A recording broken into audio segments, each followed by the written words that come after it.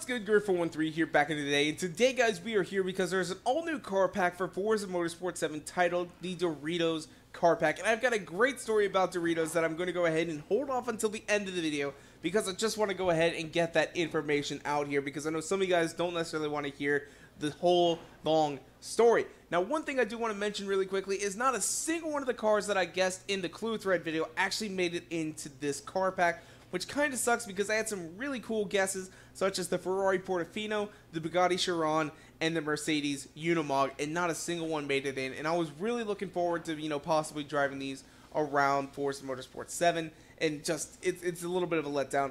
As well, some people are actually kind of mad about this car pack. They're feeling like they got ripped off a little bit, because there's not even one supercar or hypercar in this car pack, and the diversity of them is kind of lacking, but I honestly kind of like this car pack. It's got some really unique finds, and just, honestly, there are some really cool cars. But anyway, though, let's go ahead and hop on into it. So our first car is actually the 1939 BMW 328, and my, oh my, is she a looker. I mean, look at this thing. It is so gorgeous, slender and sleek, and it's just, it feels like something that you would see Marilyn Monroe pull up to for a red carpet event. I mean, it is just gorgeous and beautiful, and honestly, I can't think of any other car that is as gorgeous. I mean, maybe the Jaguar XK120, but this car is not very fast. In fact, this car only has a whopping 80 horsepower, and with a curb weight of 1,830 pounds, this car is kind of in par,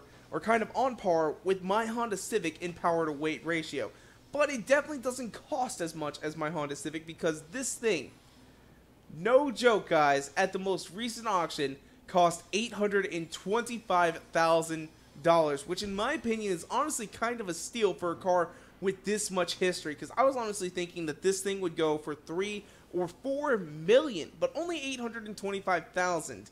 So, and the reason for that is because this car actually ended up being a finalist for Car of the Century. Now, of course, only one Car of the Century can be picked, and that, of course, is the Model T, because a car that basically brought the world of automotive to everybody and made it affordable via the assembly line. I mean, you can't really do anything other than that. You can't outdo that. I mean, that is just the biggest thing that ever happened in the car world. But then, this car was also a race car in 1939. It actually ended up winning a race known as the Mille Miglia, which stands for 1,000 miles. It was an endurance race back in the day. It was the endurance race. It would be like winning the 24-hour of Le Mans. This is essentially a 1939 version of a Le Mans prototype. That's how crazy this thing is. This is actually a really good car from back in the day. A Le Mans prototype, essentially. Now, as well with this car, there is some very interesting history about it. Because during World War II, alright, the plant that this car was being built at actually ended up getting bombed by the British. And when the plant was raided, they actually ended up taking a racing version of this car, as well as the engineer who designed and built it, and they took him back to Britain and basically said, okay, we're going to start a car company and we need your help. And that was the birth of Bristol Cars, aka BAC. Although it's a different BAC from what we have in Forza Motorsport 7, as the one that I'm talking about right here is Bristol Aeroplane Company, where the BAC in Forza Motorsport 7 is Briggs Automotive Company. So try not to get those ones confused. I know I just sort of threw you for a loop. I really didn't even have to mention it, but I thought it was kind of a funny coincidence. They both share the same acronym. But this car essentially is the start of British racing cars. It is where all the design language for those cars comes from. And honestly, when you look at the curves of this thing, you can tell it. You can tell just how beautiful this thing is. I mean, when was the Jaguar XK120 built? I'm curious about this, so I'm going to look it up. I think it was actually like in the 40s. And this car honestly looks very similar to it. In fact, yeah, the Jaguar XK120 was built in 1948. So you can definitely see where a lot of that design language comes in. And that's kind of where those British racing cars get their designs from. It's crazy to think about that. Coming in at number 2, we have the 1926 Bugatti Type 35C, which this car is bonkers. I mean, look at it. It's like, it looks like a death trap. And then if we go ahead and take a look at the camber on the front wheels, you will notice a crazy amount of positive camber. I mean, just look at that. That is insane. Like, I mean, they just sort of like almost make a V. They're like flying geese downward. It's one of those things. It's just it's just crazy. This car also ended up winning well over 1,000 races, and at the peak of its performance, it was winning 14 races a week. That's 2 a day. That is, again, I'm just going to say insane. This car is just bonkers. And then if we go ahead and take a look here at the front again, you will notice the radiator grille. It has that quintessential arch curve that Bugatti's known for. But the thing is, though, this was the first car to have that arch curve radiator grille. That is the quintessential Bugatti design language. This is where it all started. This is where it all started for British racing cars. This is where it all started for Bugatti. That is a major historical fact. Only 50 of the Type Cs were made, and honestly, it's beautiful. It is automotive history. Granted, 50 Type Cs were made. There's also A, B, C, and D. So, I mean, there's probably quite a few more out there just with different types. So then we come to car number 3, which is the 1955 Chevy 150 utility sedan, with emphasis on utility because this car was a fleet car. This was like a PT Cruiser back in the day, where the PT Cruiser was basically bought by a bunch of like government agencies to sort of get around. That's what this thing was. This was a car that was purchased by a lot of government agencies. It was bought by a lot of police as a police car. It was bought by bargain shoppers because this was the cheapest car that Chevy offered, I believe. This was like a Kia Rio back in the day. I mean, that's how cheap this thing was. But honestly, they sold so many of them being a fleet car. But the cars that did outsell this every year was the Chevy 210 and the Chevy Bel Air. But because this was not always the popular or the most popular car out there, it has actually, you know, sort of retained a lot of that low value compared to like the 210 and the Bel Air. Even though not as many of them were produced and sold, this car is, I think, the cheapest out of the lineup and has become a very popular car for hot rodders because many of the models did come with a V8 engine. So it has the power, it's got the 1950s looks, it's not super expensive, and so, you know, basically ripping into them with like a grinding wheel, it doesn't feel as bad as if, like, you know, you were to take a Chevy Bel Air and do so. I mean, honestly, it's a great looking car, it's got the power, it's got everything that it needs, and honestly, it looks good. For a fleet car, this would be an awesome fleet car to have. That's all I can say. Like, if I worked for a government agency or something like that, that would be fun. That would be fun to drive.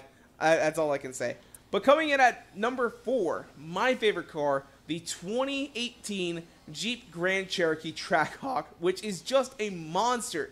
This thing, all it is a monster. With 707 horsepower coming from a Hellcat engine, it's just, holy crap.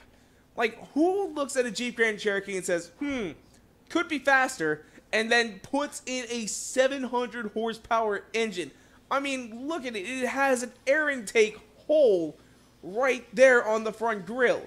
I mean, it needs that much air coming into the engine that it has to have a specific hole put into the front end for the air to get in. I'm not actually sure if that's an air intake. That could be like a blow-off valve or something, because there's obviously exhaust. It's not the exhaust going out the front end, but it is just a monster, like I was saying. In fact, this car is actually faster out of the factory than a Dodge Demon.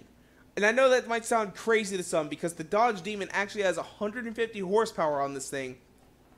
The Dodge Demon only has a top speed of 168 miles per hour because it was built with the sole intention of having the fastest quarter mile time.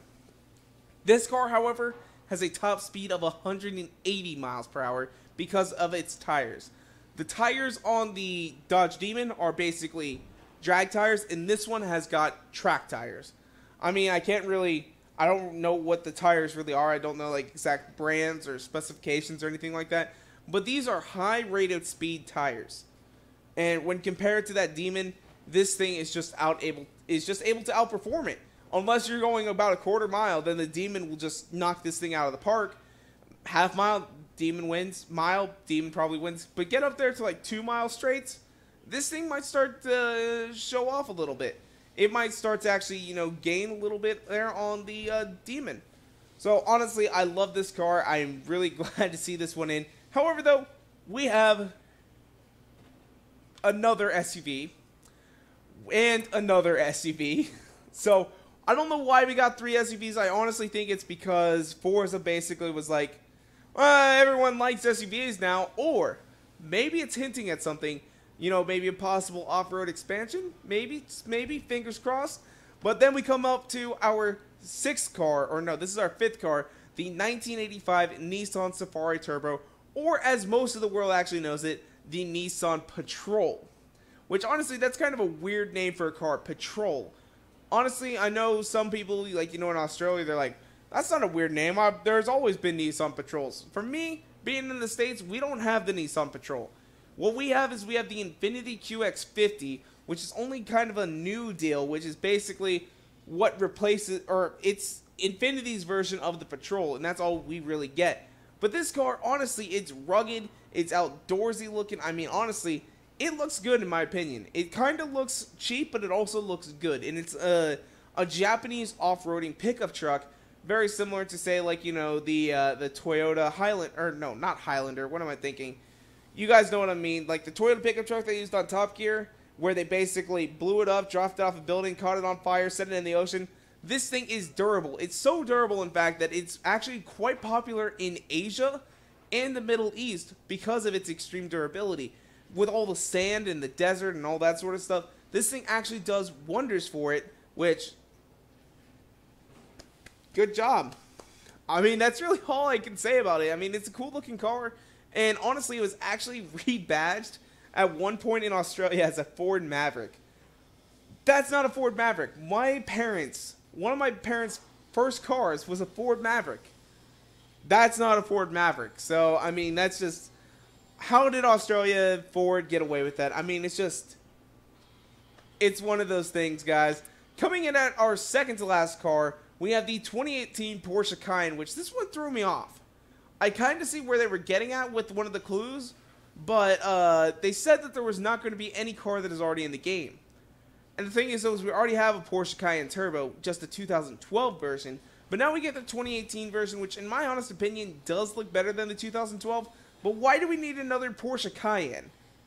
Honestly, it's not the greatest car in the world. It's not even like, the most expensive SUV anymore, where, Ferrari is making an SUV now. The Lamborghini Urus just got revealed as its final production, or like it's actually going into production now instead of just being a concept. So why are we getting a Porsche Cayenne Turbo?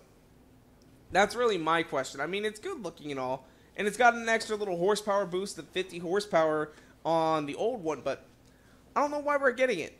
It's kind of weird, in my opinion, that we're getting this. And then finally we come to our last car, which is the 1962 Porsche 804, which this car, guys, this car is amazing. The history behind this thing is just mind-blowing. It was one of the few Porsches that was never intended to actually be a production car. It was never intended to, test apart for a production car.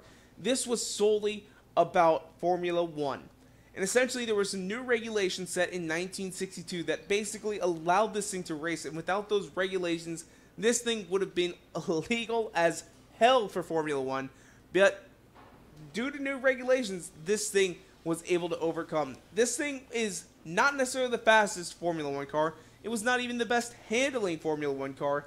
But its weight, with less than 1,000 pounds in weight, this car was able to actually win Formula 1 races, even though it had a lack of power and a lack of handling performance. It actually ended up getting a 1-2 victory at the French Grand Prix, which that is amazing to think about. Because of its lightweightness, it won a race. And it got a 1-2 victory, which, like I was saying in the clue thread, the whole clue originally was 1-off, 1-win wonder. This has 2. It's a 2-off. Not a one-off, it's a two-off, okay? Forza, get your fact right. But unfortunately, after that race, Porsche decided to go ahead and scrap their Formula 1 program, and this car never saw another race after that year. It's just one of those things that's kind of like, oh, that sucks. This would have been such a good Formula 1 car. But now, let's go ahead and talk about the Doritos story. So essentially, my parents decided to go on a flight. And what they were doing is they were actually going on a cruise down into the Caribbean. And they got on a plane in Columbus, and they were starting to fly down to Florida, and they had to get onto their cruise ship down there. Well, when they were about ready to leave Columbus, all of a sudden, you know, they're sitting in their seats, and then this just massive woman just starts walking down the plane aisle. Like, I mean, she was so big, she probably had to buy 2 seats and a seatbelt extender. I mean, it was like an episode of My 600-Pound Life or something like that. Like, and now we see Nicole, and she's boarding the plane on her way to Houston to talk with the doctor and see if she can get gastric bypass surgery or whatever it is that they actually do on that show. I just keep on seeing episodes of it because my sister and my little brother love watching it. I don't get it. It's just one of those things. And honestly, this woman sits down, and she basically only bought 1 seat, so she's shoving her kids into the side of the airplane so that she can actually sit down in the seat. And of course, she didn't need a seatbelt extender. But then all of a sudden, my parents are sitting there, they're about ready to take off, and all of a sudden, you just hear this woman in the back go, "I'm starving! Anybody got any Doritos?" And so this has just become like a family joke at like holidays and stuff like that. When we're all together, we'll just, if someone that's like really hungry, we'll just start saying Doritos. And this woman just kept going on and on about Doritos, and then all of a sudden, her husband gets on the plane, and she says, "Oh boy, my fried chicken is here. Did you just get me a bucket of chicken, or did you just get me 1 piece? Because I need myself a whole bucket." And it's like, man, that feeds a family of 4. Like, what are you doing? What are you doing? Like, and then she's like, I could really go for some Doritos with my bucket of chicken. And it's like none of her kids even ate the chicken, I guess. And my parents are just sitting like a couple rows in front of her, just trying not to laugh. And when she had originally said this stuff about Doritos, literally the whole plane turned around to look at this woman. It's like, do you not realize you're in a public place? Honestly, that could probably get you kicked off of a plane nowadays. However, though, it would probably take a forklift to try and drag her off the plane. Oh, God. That would be so weird. Oh, my God. Can you imagine? They're like, security, we have a 600-pound woman, and, we need her off the plane. She's causing a disturbance. How do you expect us to get her off? Bring the forklift. Like, just, can you just imagine that? Like, they all of a sudden have to bring a forklift that tell everybody get off the plane, and she just won't move for some reason, so they have to literally, like, take all the seats out of the plane just to get her out. Like, that would be, oh my God. Oh my God. But honestly, they finally get to their destination, and they just start busting out laughing because of this whole deal. It was hilarious, guys. Honestly, you should have been there. It was a great time, and my parents had a great time on the cruise. But the whole Doritos story, I mean, it's become a family tradition for us, and honestly, I'm sharing it with you guys. But anyway, though, that's where I'm going to go and wrap it up for today. Let me know down in the comment section what your favorite car out of this car pack is, as I am curious to know. As well, if you guys want to, you can follow me on Twitter and Instagram at twitter.com/Career413 and Instagram.com/Career413. And as well, if you guys like this video, go and make sure to hit that like button down below for us, because you guys already know your support is so greatly appreciated. And make sure to subscribe for more videos coming out all the time. Thank you guys so much for watching. Peace out. Bye.